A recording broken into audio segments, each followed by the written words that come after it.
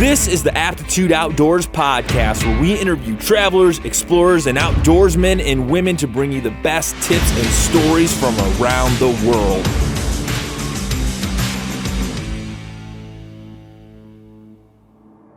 Life is hard, and we're out here doing larger-than-life things, whether it's pushing ourselves physically in the outdoors or mentally at work or in the podcast studio. Absolute Aid is here to help you focus, recover, and stay calm during your most intense moments.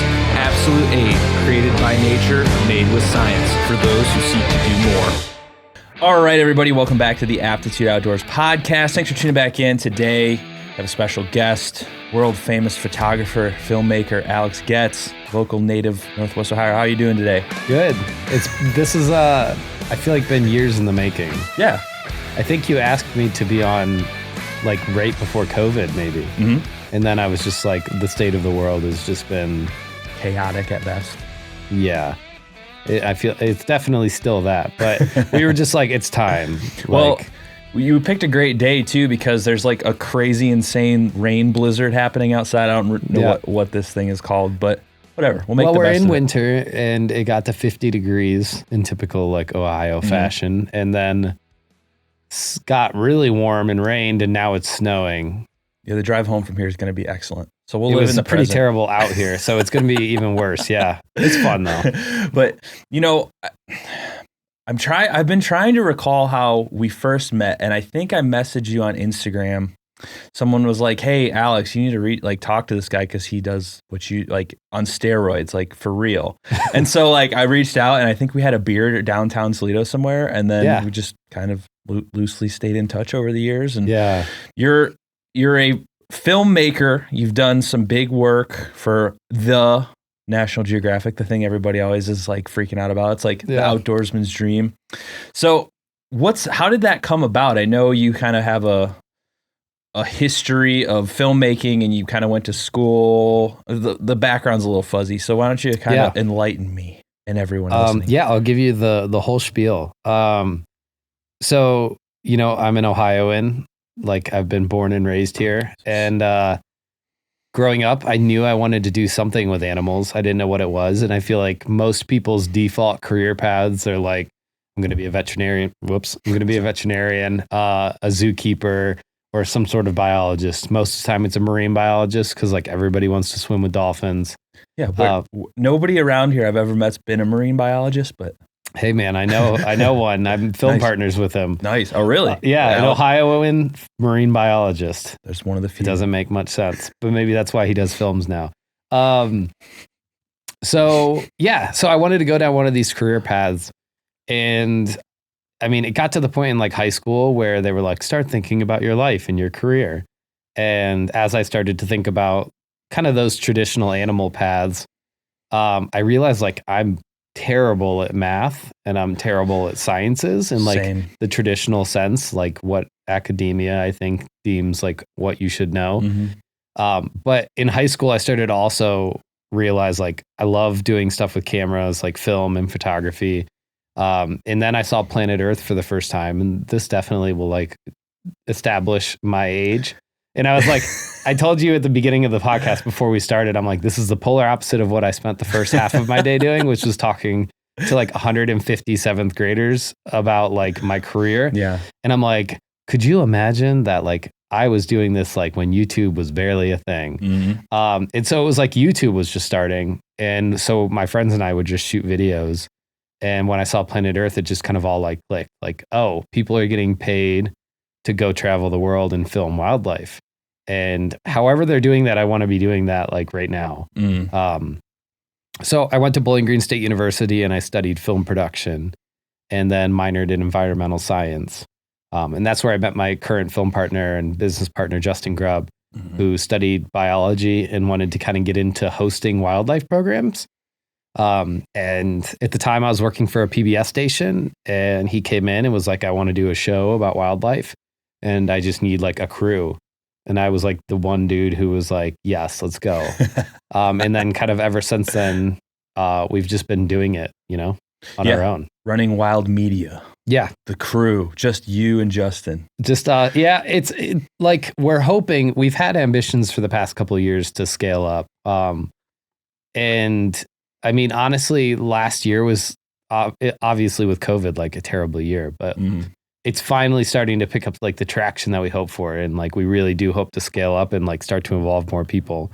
Well, I mean, that kind of puts a damper on your plans when like international travel's a no-go, and that's like your bread and butter, like to go out to these awesome places. So, you know, before we talk about all the wildlife stuff, it's a common thing that you hear all the time. I hear all the time. People from Toledo always just hate Toledo. They want to get out of Toledo, but you've decided to stay here, live here, and you can still travel the world and do all this awesome stuff that you like to do. So why do you want to stay here specifically? Yeah. Yeah, that is a great question.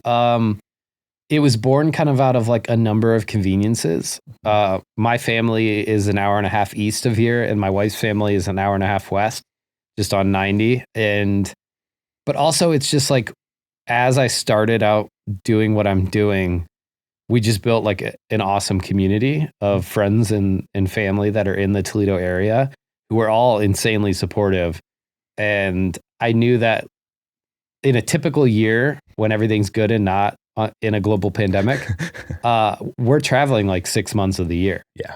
And, you know, my wife doesn't get to go on these trips with me. So like, to abandon her for 6 months, I kind of have to like leave her with a good community that's like going to keep an eye on her. But also it's just like the cost of living is great here. The people are great here. There's so much potential to share, you know, like what you're doing. Like, you're hearing all these stories of people from their travels and what they're doing around the world. And there's just so much potential to share those stories with a community that's not typically associated with the outdoors. Yeah. And but I mean, they have the potential to be like, well, I mean, just since both of us have been kids, you know, watching the Metro Parks, you're repping the Metro Parks hat right now, just explode. I mean, they went from having like the core parks that they've always had to just like, now it's like there's a new park every single day. So it's becoming like this epicenter of the outdoors in Ohio, at least. I mean, there's other great parks too. There's like Cuyahoga Valley and other places that are amazing, but I mean, where else can you go and have a park within a few minutes from wherever you live?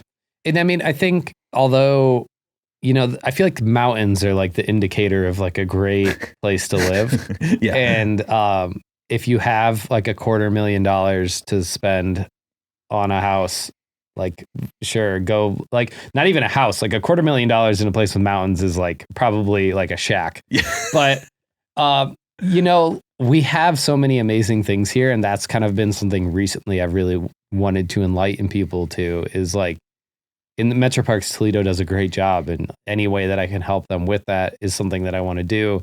Is like, we live in an area that has a globally rare ecosystem in it, the Oak Openings region. And we live in an area that, for anybody who appreciates or loves birds, is a birding hotspot, one of the bigger birding hotspots in the world.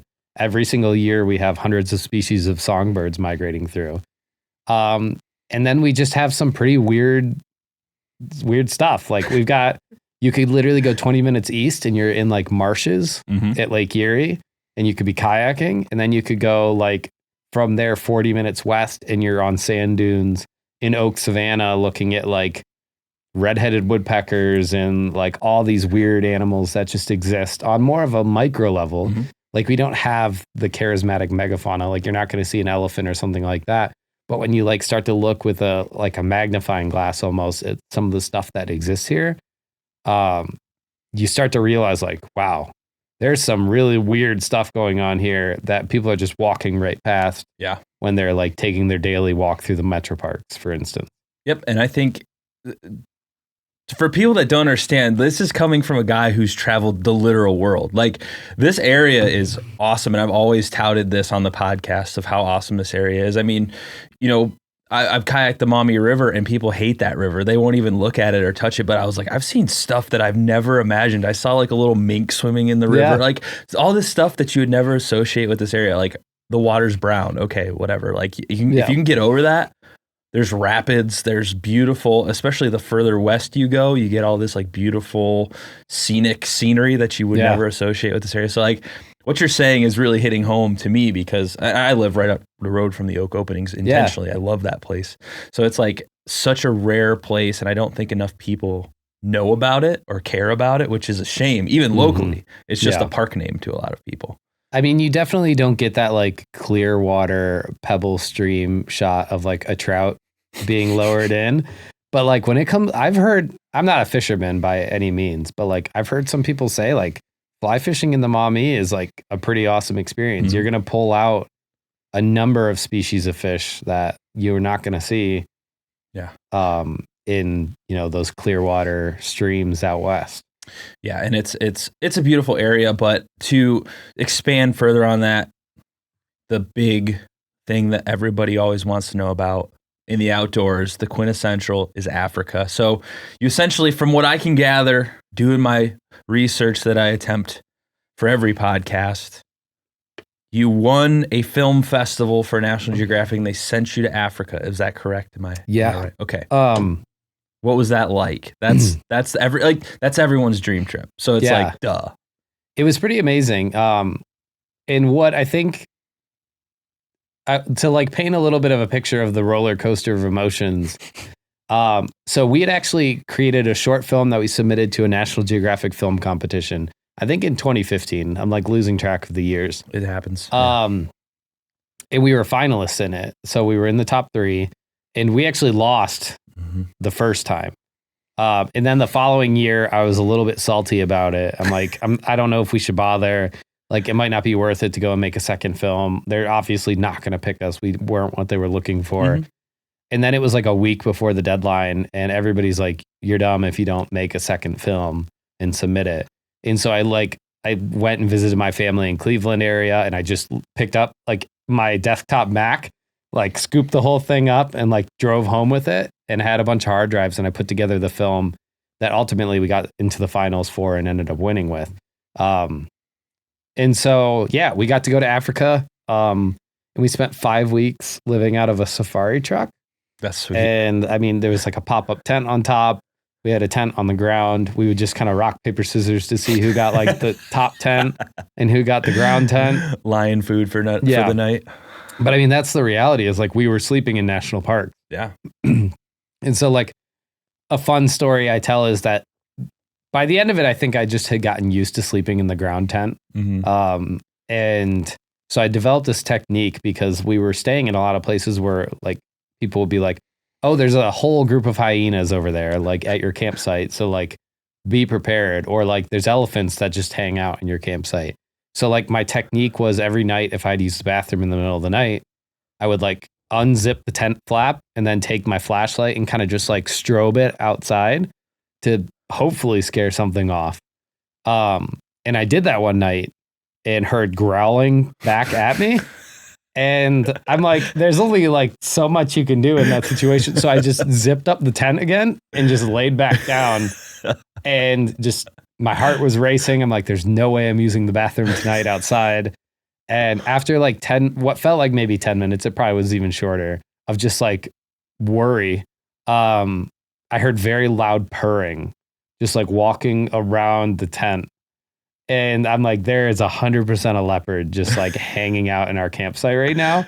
And if only it knew that like that tent is not scratch proof whatsoever. Like it could have made it into that tent if it wanted to.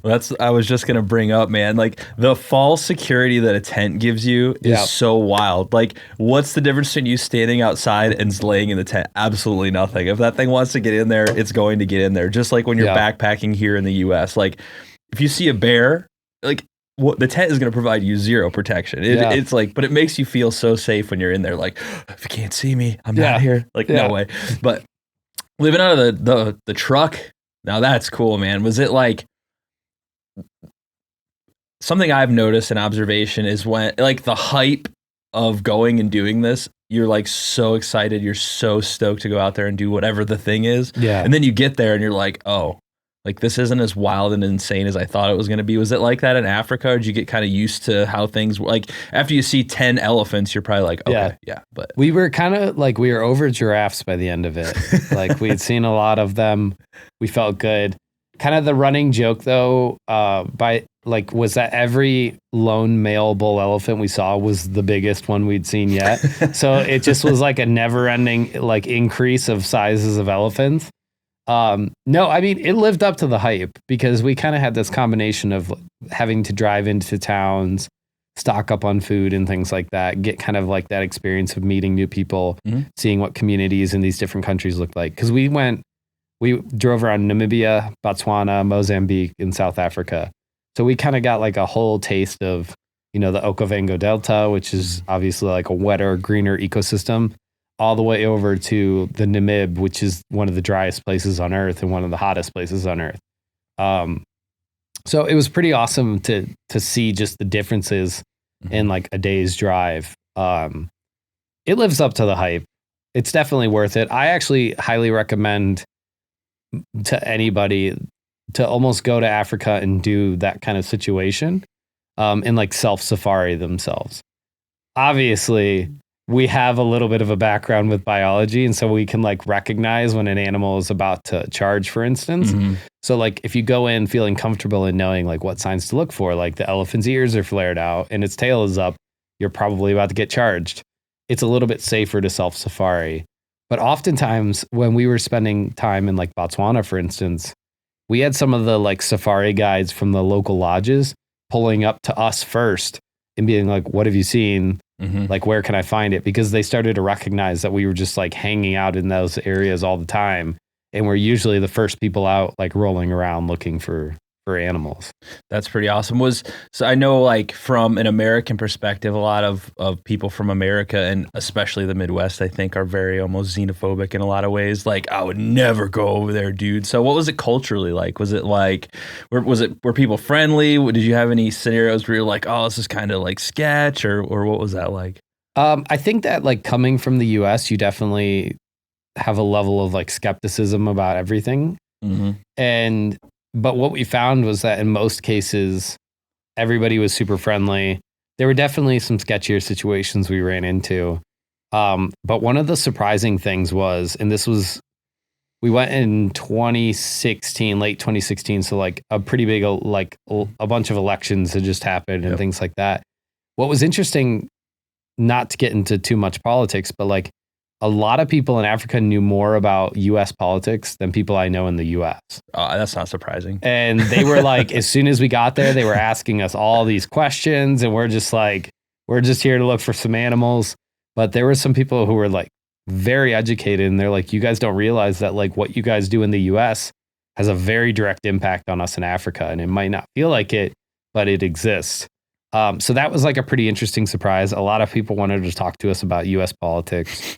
And I was like, I definitely don't want to talk U.S. politics with anybody ever. But I mean, there were cases where like we would struggle to find a campsite, for instance. And one night, this like local guide was just like, my cousin lives in this nearby town.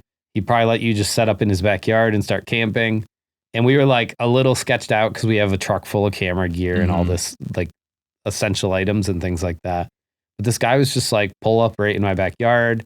Like, I'll start a bonfire. I'll invite some of my friends. Like, we could have some drinks and just talk about wildlife.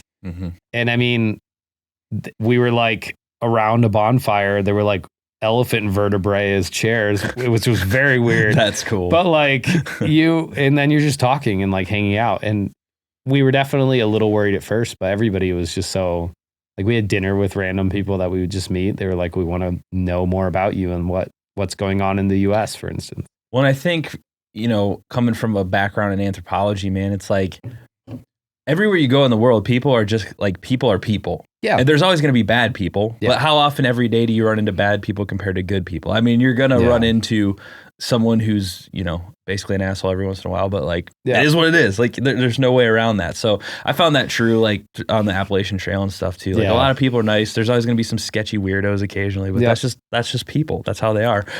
Another really interesting thing that I saw that you did was you got to go to Tasmania. From the Tasmanian devils. Those things, they look like a weird cross between a bear and like a mink or like it's like a pit bull bear almost. Yeah. It's like got the body structure of a pit bull with its like weird thickness. Yeah. But then looks like a strange bear. Yeah. They're cool though. And I didn't realize, I guess, that they were in such like a detrimental state of existence. And it's pretty, I mean, this was a few years ago too. And, it was like a partnership with Toledo Zoo and PBS or something like that. Were you still working at PBS at the time? No, so at the time I actually was working with Toledo Zoo. Oh, okay. And they just started a bunch of work supporting conservation of Tasmanian devils. Yeah. And so originally I had just gone over to film kind of like the work that the biologists they were supporting was doing. But I mean, we ended up spending 3 weeks in Tasmania. So I was like, I have a lot of content. Like, why not just shoot a film and try and get like WGT PBS, the local PBS station, to distribute it. So that's ultimately what ended up happening. But yeah, it's like a very weird situation going on with the Tasmanian devils, in that they have like a contagious cancer. That's weird. Which is like not common whatsoever. It's very unheard of. And like basically, you know, one got infected somehow. I don't even remember like how it happened to begin with. And then it's like, if it were to bite any other Tasmanian devil, which is a very common occurrence when they're like scavenging. Yeah. And it like created an incision or opened up to like blood, that if like any skin cell from that cancer got into the wound of another Tasmanian devil, they were like infected. And basically it just like tears them apart. Yeah. Like by the time they die, they're just had like fallen apart. Yeah. Which was just a horrible thing to see. I could imagine that's not great, but you know, they're taking these big efforts to kind of make sure that they don't go extinct. What was that thing called? The other thing, I should know this. The tiger, the Tasmanian tiger, the thylacine. Thylacine. Yeah. Those when it stinks. So, I mean, I guess step back a minute for people who don't know, where is Tasmania? Because I think most people would just be like, Looney Tunes, Tasmanian devil, like the spinning guy that looks nothing like a Tasmanian devil. So where is it, and kind of, you know, what's it like landscape wise comparatively to US that I have reference to? I don't know. So that's a fun and a good question. So Tasmania is actually like a state of Australia. A lot of people think it's its own country, but it's just in the southern portion of Australia, so on the southern coast. And I think it's like a 40-minute flight from the mainland to the island. Okay. But when you get there, it looks like Ohio, but with like really outrageous animals. And that was like the very surprising thing. It was like gray every day. It was a little like soggy, and like the plant life looked like Ohio plant life. And like the only difference was like there were platypus in the river and like wallabies and wombats instead of squirrels, raccoons, and everything else. And so that was like super strange and I mean, it was very agricultural, and that was kind of one of the reasons the thylacine, for instance, like went extinct, is because people were really worried about the impact that the Tasmanian tiger could have on, you know, their livestock. But I mean, it was a very agricultural state, very beautiful, definitely soggy. I was there in kind of a colder time. But yeah, it's a cool spot. I highly recommend if anybody ever gets the chance to go over there. It's like a really awesome place. What is there to do in Tasmania besides like typical tourist stuff? I'm sure they have some sort of tourism industry, but what is there to do there? It's not like a place people think of when they're like, I'm going to go travel. I'm going to go to Tasmania. So the whole southwest region of Tasmania is very mountainous and has some really, really beautiful spots, and it's completely undeveloped. So a lot of people who suspect that like the thylacine is still alive and maybe just like under the radar since it was deemed extinct, they're like, it could be in the southwest region because there's just no one who lives there. So there's a lot of like hiking and outdoors opportunities that exist in Tasmania. And I mean, I would love to go back purely for that. There's blue penguins, which are the smallest species of penguin in the world. They're these like tiny little...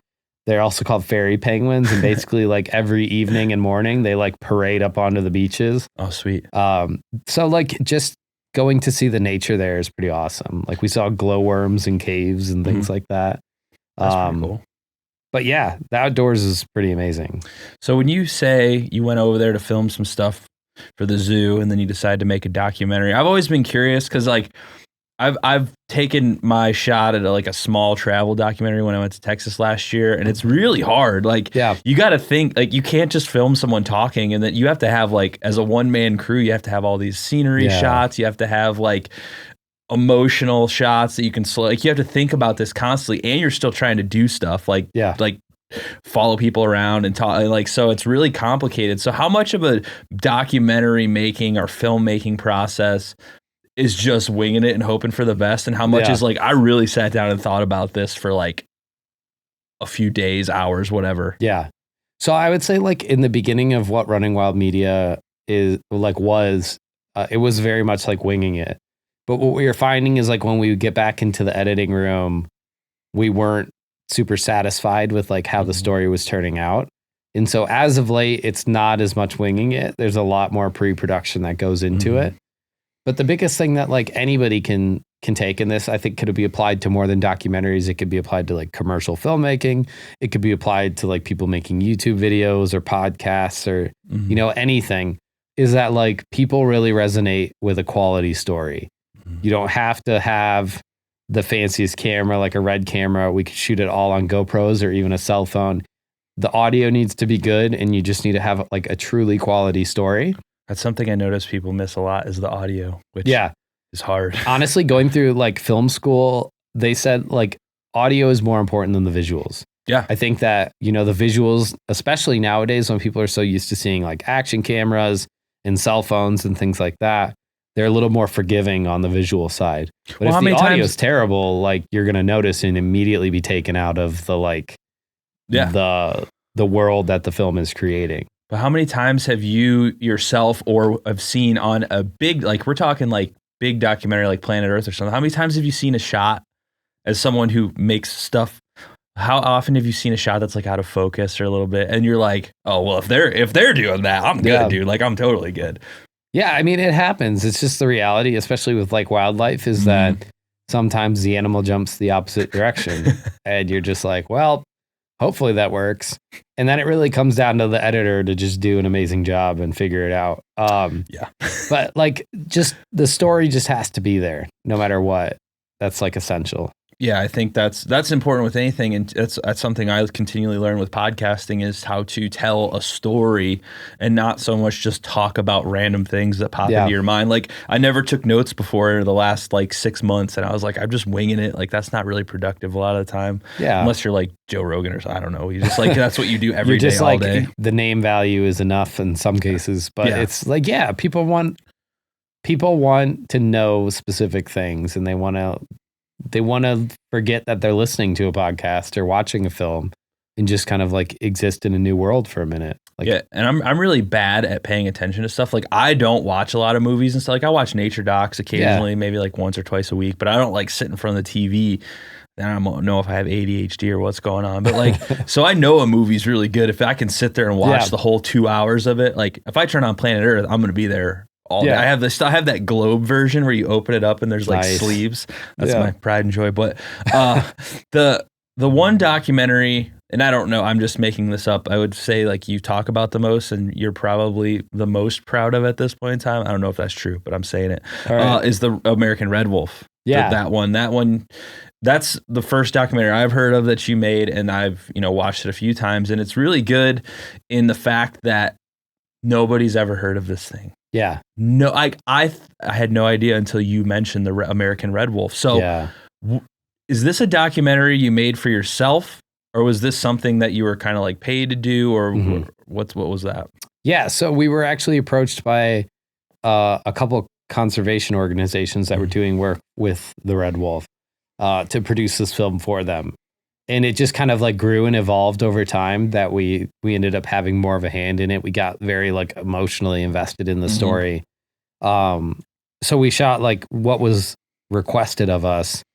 But then we were realizing like the story isn't nearly close to being over. There's still a ton that's happening. Even, in the past couple months, there's been some pretty significant developments. So although like that gig is in a sense over, we're still like working on the Red Wolf story in a way. So we're already kind of in developments on what the next phase, like documentary number 2 about Red Wolf conservation could be. But yeah, it was a client gig initially. And, when they approached us, they were like, we want to talk about red wolves. And I was like, I don't know what that is. Yeah. And like, after I started doing some Googling, I'm like, we need to do this. Like, we need to tell this story and we need to work on this. Yeah. And there's so like, how often do you think, because I think as of the filming of it, there were like 30 left in the wild or something insane. Like that is that even a viable population number? I have no idea. But like how often do you think they get mistaken for coyotes? Because like I wouldn't think at 100 yards you'd be able to tell a difference. It's not all the time. like, and I don't know if it's necessarily this could deem we could border slightly like controversial with some of the statements. Go for it. I don't give a shit. We're in Ohio, so we're slightly distanced. I'm gonna just start out by saying like I'm okay with some types of hunting. Mm-hmm. And what is one of the reasons that the red wolf populations took a very significant hit when they were doing really well for a long time, like in the 2000s, like early 2000s, their numbers got up to like almost 200 animals in the wild. Mm-hmm. And then it very quickly, within like 10 years, is down to under 20 today. A number of things caused this to happen. One very disgruntled man down in North Carolina felt that the federal government was telling people what they could or could not do on their land. And there's definitely like a component of it. Like if an endangered species makes a den on your land, there's only so much that you're allowed to do to that species. And so a very disgruntled person started a very large misinformation campaign going door to door, telling people, you know, these red wolves are going to come into your house and they're going to eat you. And they're going to kill your livestock. They're going to kill your family. How often does that happen in America? It's never been recorded. Really? For a red wolf? No. I mean the misinformation. Oh, misinformation? Yeah. No. You're like, what? I was like, no. No, like people, they do the same thing out west with wolves. Yeah. But anyway. And like the science behind it is just not there. Like there's obviously instances where wolves will like take livestock, but that's like, it's managed a certain way in different parts of the United States. Mm-hmm. And so in North Carolina, they weren't even finding that like the red wolves were actually hunting much livestock.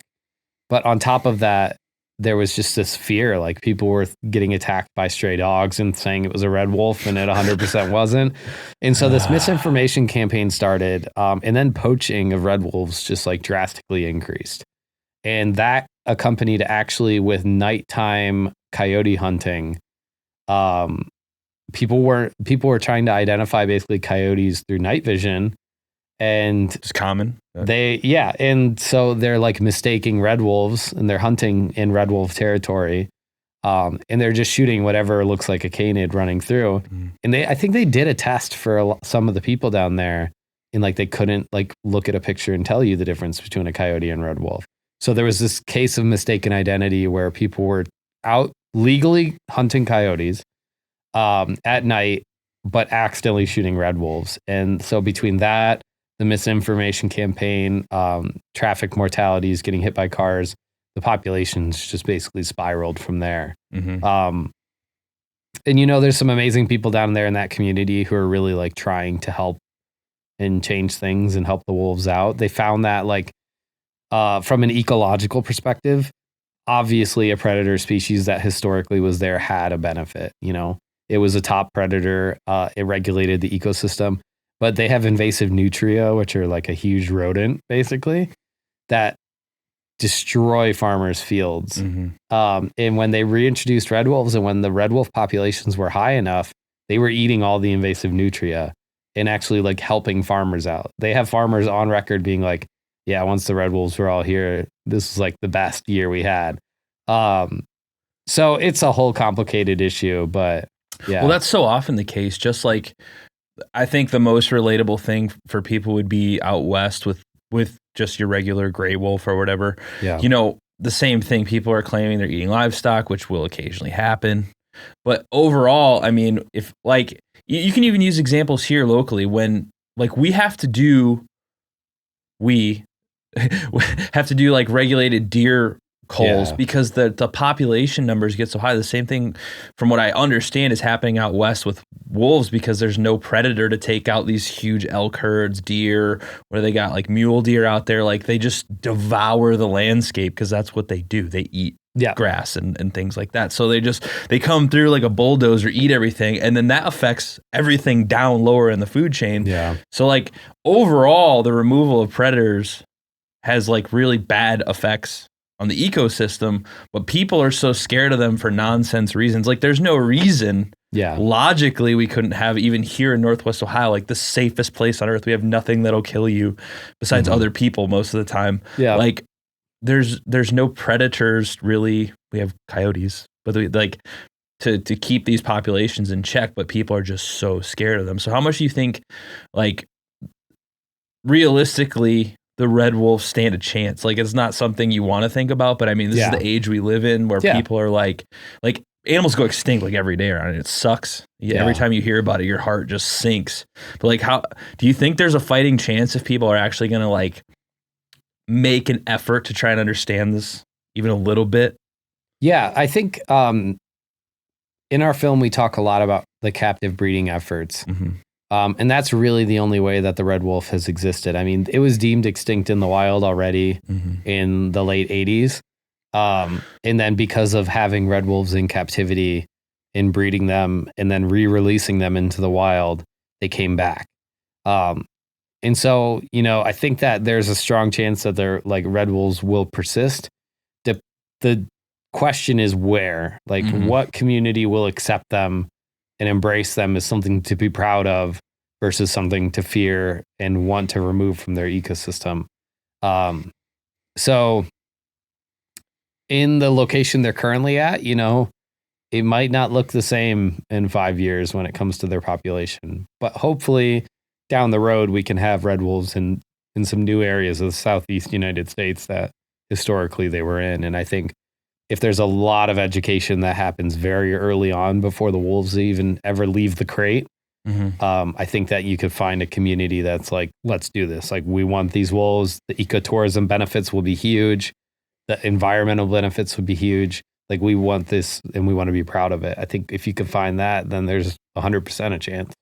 That's good, because I think as much as the models of conservation often revolve around save this one animal, like that's like the American conservation model. And I can't speak for anywhere else because I live here, but that's all I know. But, it seems like we're so like the only way we can ever save anything is like making this big, cute thing out of an animal, like a panda. Like the World Wildlife Foundation has this cute little panda, the stuffed animal they can send out. Like, people latch onto that. So I don't know like what could be done to make the red wolf into this cute little harmless animal. But anything that looks like a dog, people just want to shoot it unless it's a dog. Then they're like, it's totally good. We're fine with that. It's tough because like that's definitely true. There's like there are so many people out there who just love them. Like, the ecotourism and the dollars that go into Yellowstone are massive.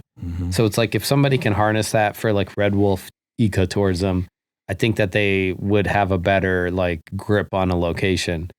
But I mean, you're right. That is the reality, is like you sometimes need those like umbrella species to be like the poster child of conservation. So it's like, you may be in Botswana trying to preserve some toad that lives in the Okavango Delta, but most people in the world aren't going to donate their hard-earned dollars to toad conservation. So you're like, hey, actually, I want to actually conserve elephants in their habitat, because in their habitat, you can find that toad. And that's a little bit easier of a sell to most people, which is sad that like people don't see the intrinsic value of a species and just want to conserve it. So there's a little bit of marketing that has to go into like conserving species. There's big money in conservation too, sometimes. Depending on where you're at. But we'll change here. You did a fully oceanic documentary, Keepers of the Deep. What was that like for you? I mean, it was I think South America. Was that where it was? So it was actually in the Pacific Ocean. Okay. So it's a fun one to Google search.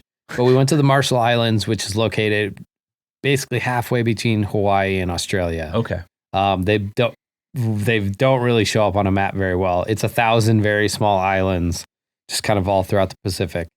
But yeah, we spent 2.5 weeks with the California Academy of Sciences team, who does this Hope for Reefs initiative.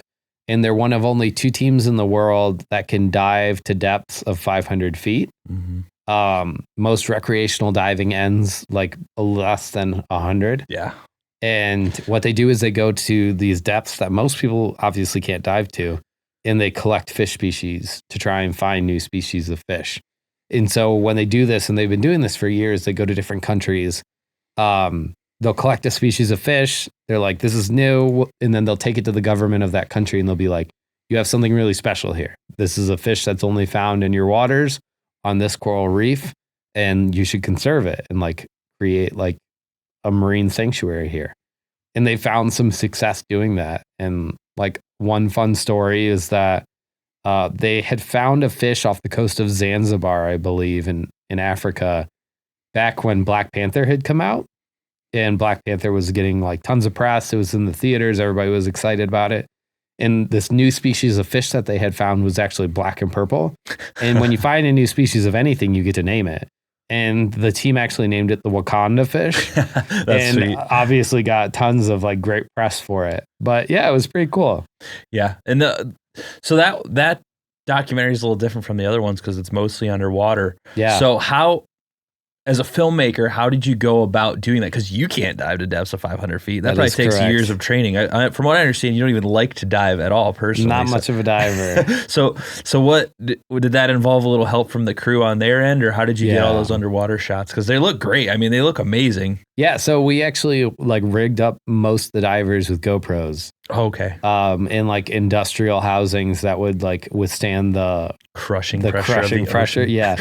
And then we just recorded basically what they were seeing. And so I had hopes to do like a longer form documentary just about the Marshall Islands and that whole trip in general, because some of like the point of view shots that we were getting were just like outrageous. Mm-hmm. Like watching this guy who's checking his like dive meter and it's like 400 something feet. And he's just like looking around and it's just pitch black.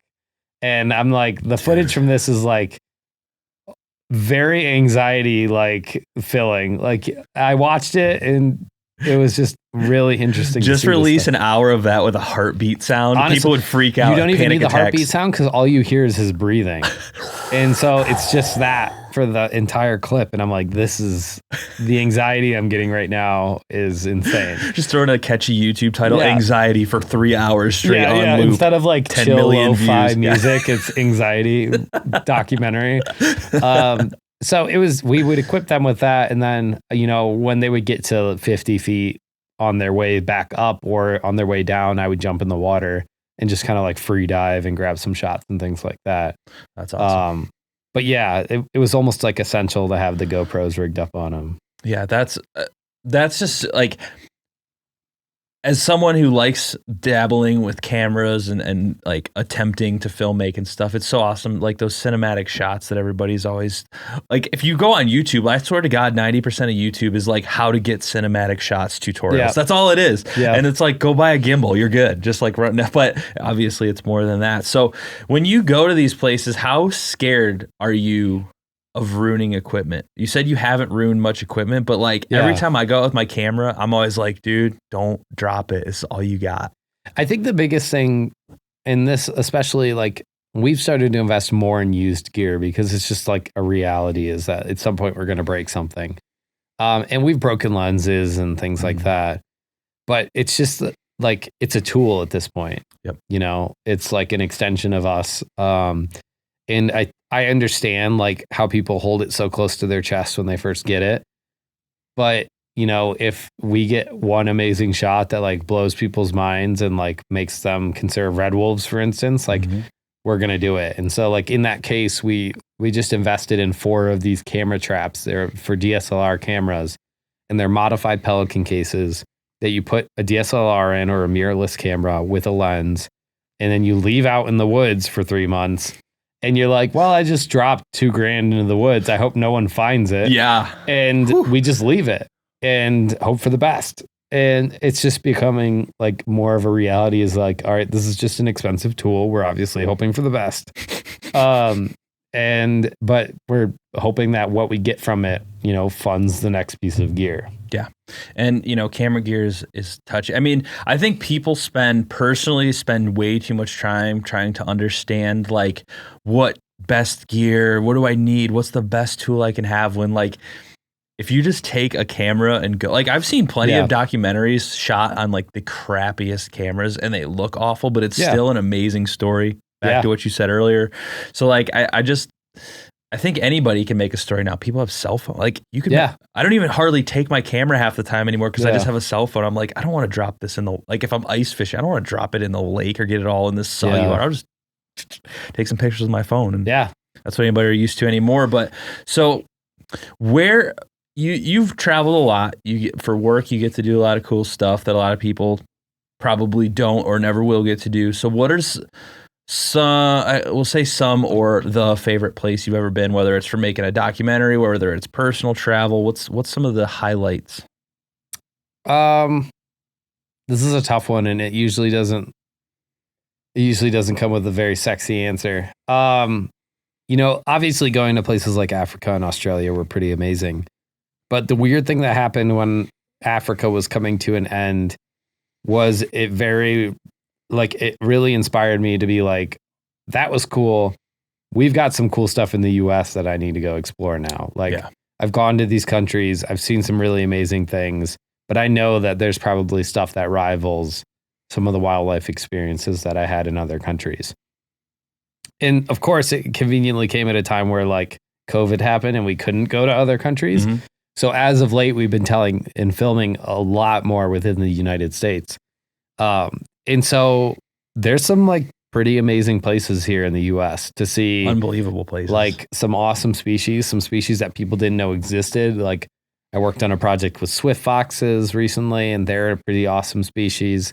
I've really wanted to see a ringtail cat in Arizona.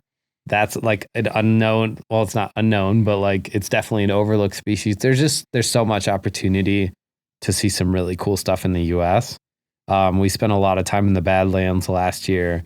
And had I known about the Badlands when I was in college, trying to make an entry into the wildlife film industry, I would have gone there immediately. Mm-hmm. The amount of opportunities you have to see some really awesome wildlife behavior, it's overlooked. Yellowstone's great. I love Yellowstone. It's a little too big sometimes to see the behaviors you're looking for. Yeah. You have to have the time. We spent 4 weeks in Yellowstone last year trying to film foxes, hunting. Mm-hmm. And it took the full 4 weeks before we saw something actually happen. So that scale is massive. But Badlands is a little bit more contained, and the opportunities are plentiful in a place like that. Well, I found recently, and no, I think that is a sexy answer, because America has our national parks are unrivaled on the globe. They don't exist like this anywhere else, and people just completely take them for granted. The political side of it's getting insane right now. They're literally trying to take a lot of this stuff away just so they can sell it for cash. So it's I think my whole goal with the podcast is to get people more concerned about conservation. It's hard coming from Ohio, but you do the same thing. You're just telling these stories on a bigger scale of just your local area, which it's important to be involved in local conservation and stuff like that too. But I mean, there's a lot of stuff going on in the world, but I think America has a lot of amazing stuff to offer. And if anybody ever wanted to film or fake a trip to Africa, just go to Texas. They got they have the whole state is a cage, basically. It's so weird. I was there that last year, and I couldn't believe it. There's no public land in Texas hardly. It's all privately owned, caged in hunting, ranches. Yeah. And I went to the place I went was a podcasting conference, and they had a ranch down there. And I'm seeing animals that you'd see on the African savanna running around in Texas. And I'm this does not feel right. This is so weird. Yeah. But people pay big money to go shoot random animals from Africa. It's a weird industry. It's a weird industry, and they get loose. They're there's so many crazy rare species, not rare, but rare for America. Running around in Texas, just wild. Yeah. If they ever made it up north, it would be a whole new continent of animals eventually. It'll happen eventually. But one of the things, we'll occasionally go out and shoot photography together out here. You start a little group up, and it's fun to go out and learn.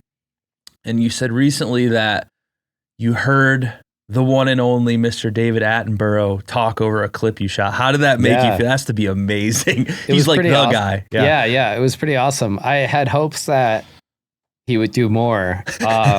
We filmed 11 days for a BBC program that's now on Discovery Plus called The Mating Game. And it's all about just the crazy ways the animals do mating displays and courtship behaviors and things like that.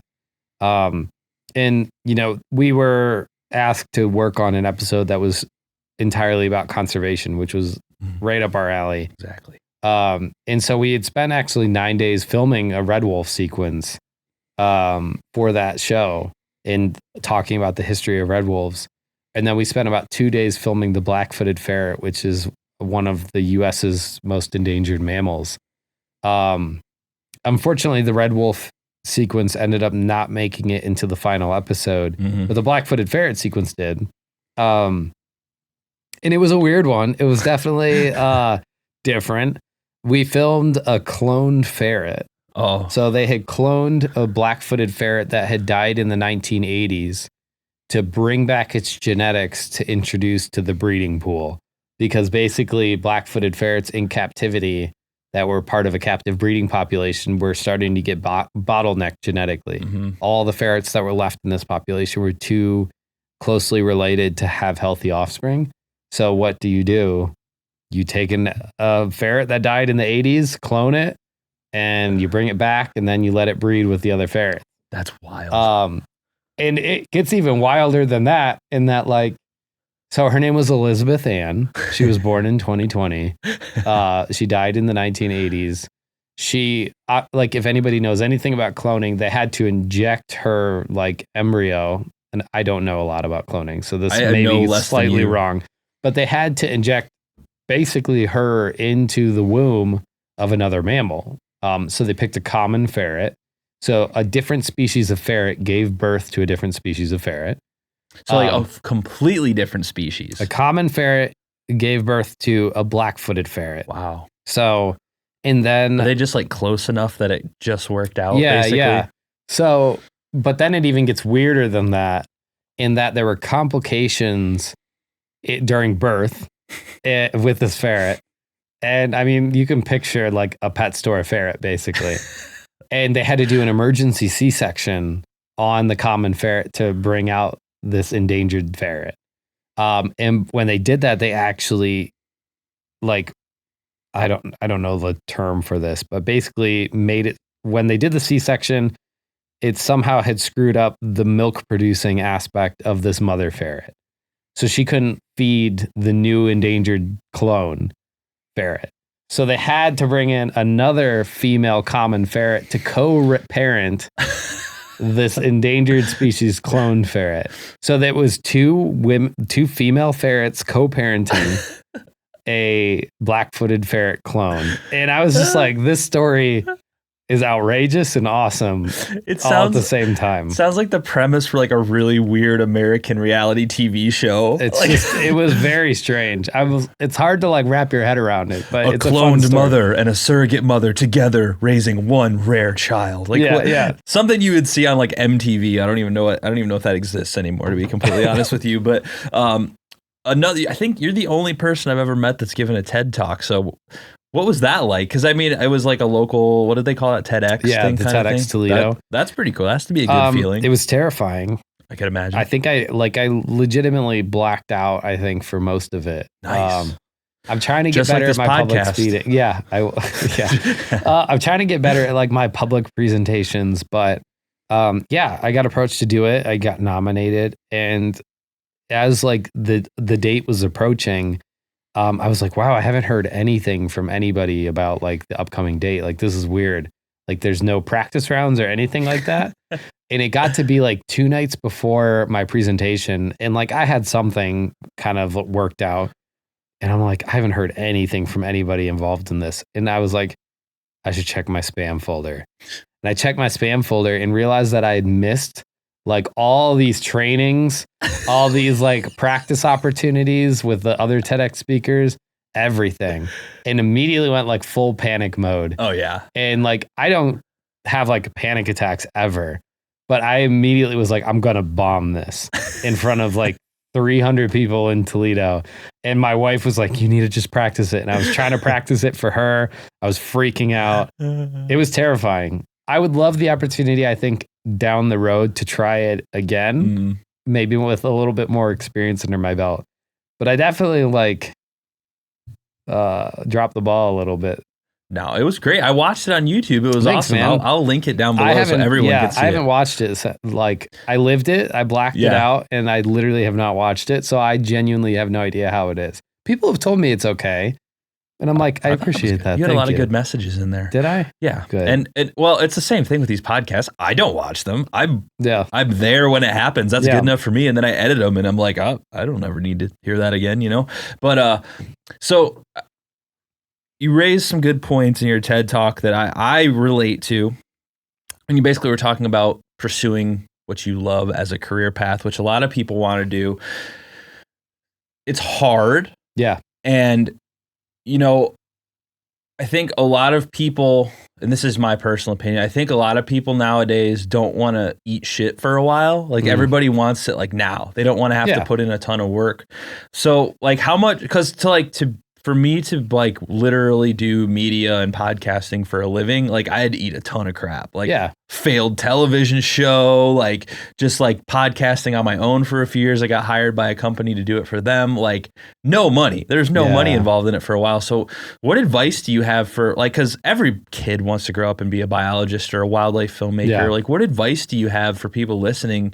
Even someone my age, like I'm 30, I didn't even get to do this stuff until I was in my 30s. And I'm like 10 years deep in learning it. So it's like, what advice do you have for kids coming up that you could say, like, this is how you could do this? Like, what do you have to do? I think the biggest thing, and I think this applies to every industry, is that, you know, I think sometimes people think the resume is all you need. And so like filling that out is like, that's going to get you in the door. And in some cases it does help a lot. But the one thing I've noticed is that the entire world is a relationship-based career experience. Mm-hmm. You know, so I know people bash Ohioans, but we're polite people. And I think that helps a lot, actually. And so it's like, don't be a jerk, no matter what industry you're trying to go into. Like, meet everybody, talk to everybody, be friendly with them, like, be genuine, and just like recognize that, you know, obviously you want to meet people to like further your creative career along, but you also need to like recognize that they're doing something as well. Mm-hmm. So like, don't make it a one-sided relationship. And really, I would say that's the biggest thing for anybody is like network and just be a genuinely nice human being. Mm-hmm. And I think you're going to find that whatever you're trying to do, people are going to be more receptive to. If you have questions, people will answer them. If you need opportunities, people will provide them. So it's like people will start to look out for you. And then don't be afraid to ask questions. I think there's a lot of people who feel like they're dumb if they ask a question. But, you know, not everything's on the internet. Not everything's in a book. Mm-hmm. Like a lot of it's just a learned opportunity. And so sometimes you just need the right person to be like, yeah, this is what happens and this is what you need to do. That's the feeling I get quite often. We're both mutual friends with Seth Geib, who's been on the show and in a ton of my videos often, because he is that guy. He's so nice. He always wants to, he's like so excited to film or go take pictures all the time. Like I'll text Seth any day of the week. You want to go take pictures? Yes, let's go. Yeah. And like, I get so intimidated because like even in our like group chat we all have, it's like he'll start talking about these camera details and all this crazy stuff. I'm like, I have no idea what you're talking about. Yeah. And it's like leads me to that point you talked about, imposter syndrome, which is something I think, especially in a creative field, we all feel. Like even with what I do, like I literally podcast and create video content for where I do for work and my own podcast literally 7 days a week. Yeah. And you go into it and it's like some guests after it's over will chat for a while and they'll be like, you ask the most interesting question. You do this. And like, to me, I'm just like, I'm not a professional, but they're like, you are. I'm like, but I'm not. I don't know what I'm doing. Like you always feel like an imposter and it's, I don't know. Like, I don't think there's any way to overcome that, but like I think we forget all the cool stuff that we've done over time. Like how often does that still happen to you? Like imposter syndrome a lot? I mean, you've done work. Yeah. For the longest time, I was like very hesitant, and it was an actual conversation that was like reoccurring in my home was like, do I say I'm a wildlife filmmaker? Because obviously like I'm doing it, but like, am I? And like, I wondered if there was some ratio of like finances that you needed to like make to deem it like a true thing. Yeah. But I think there's definitely an importance to like embracing, you know, what you are and just owning it and being like, yeah, like I make podcasts for a living and I film wildlife for a living. Doesn't mean you have to feel like cocky or be cocky. Mhm. But 100%, like there's days where like I just did at the end of last year, a presentation, a talk for Nature's Nursery, which is a local wildlife rehab. Love Nature's Nursery. One of their like big fundraisers, and they were like, come just talk about your career. And as I was planning out my presentation, I was talking to Callie, my wife, and I'm like, what do I talk? Like, what would people think is interesting? Like, I feel like I haven't done anything interesting. And she's like, you have done way more interesting things than most people. Yeah. It's just your norm. And so there's moments where I have to remind myself that like finding a new species of fish is pretty interesting, isn't it? I would say so. Yeah. Or like filming wolves in a blind for 11 days is pretty interesting. Suffering in negative 40 degree temperatures in Yellowstone for 4 weeks is interesting. But like, to me, that's just like a reality of my life. So like people get the glamour or see the awesome side of it, like the social media side of it. Mm-hmm. And most of the time I'm like suffering through something. Yeah. And so it's like, sometimes it's not as sexy as it looks online. Absolutely. And I think that's something that like I often forget personally that people don't know a lot about video, audio, and that's the world we live in. So it's all a big mystery to people. Yeah. Like you watch a documentary and it's hard to step back and like not focus on like, oh, this shot's great. Oh, and you micro analyze everything of it. But to the general population who doesn't do this every single day for a living, they're just like, everything's so magical to them. Like, how could one person make this? Yeah. So like, even that alone in and of itself is cool to a lot of people. But you just like you said, I'm me every day. Like, I don't realize that. I'm like, I got to work. I got to get up and edit this video or it's not going to come out in time. So, yeah. And it's so funny because like the way people perceive you in different situations is so wild. But in the end, like I've talked to like some really famous people on like the podcast completely by coincidence. And they're just like the most normal people ever. And then you're like, oh yeah, everyone's kind of normal in some way or another, unless they're like an egomaniac. But I don't want to keep you all night. Since you've got here, the weather's gotten bad and it's probably significantly worse right now, which I don't want to think about. But I always like to ask kind of at the end before we get into all your links and all that stuff. Do you have any, maybe philosophical thing or maybe some like good lesson that you've learned over time that you'd like to share with the world? Like, it doesn't have to be about wildlife. It can be about anything. Just some little nugget they could walk away with. That's an on the spot question that I like to ask. Makes people uncomfortable. I'm trying to think. Like, I don't want to like phone it in. I don't want to like give the lamest answer ever. I think I'll talk a little bit more. Like, my point will be a little bit more to anybody who's kind of in the creative field. Is that if there's something that you want to be doing, like, you don't have to wait for a paycheck to do it. And I think that that's like one of the things that helped us get into the position that we're in now with Running Wild Media is that for the very longest time, Justin Grubb and I were sharing an apartment. We were legitimately eating nothing, like carrots and raisins for weeks. Yeah. And we were saving up all of our own money. And most of our first videos were self-funded because we just knew we needed something for a portfolio.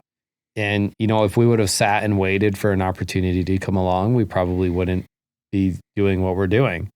And so I think that applies to like any, media or art, wildlife filmmaking, photography.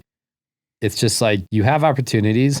Take the opportunity now while you're not as busy to go and make what you want to be making, make a proof of concept, and then show it to everybody. Like, don't be afraid to show your art. I'm hypercritical of the things that I make, but I recognize that there's an important aspect to sharing what I've made with the world. So just go make it. And then eventually, hopefully people will see like, wow, that person's really great at that. They need some funding to make it forever because we love that so much.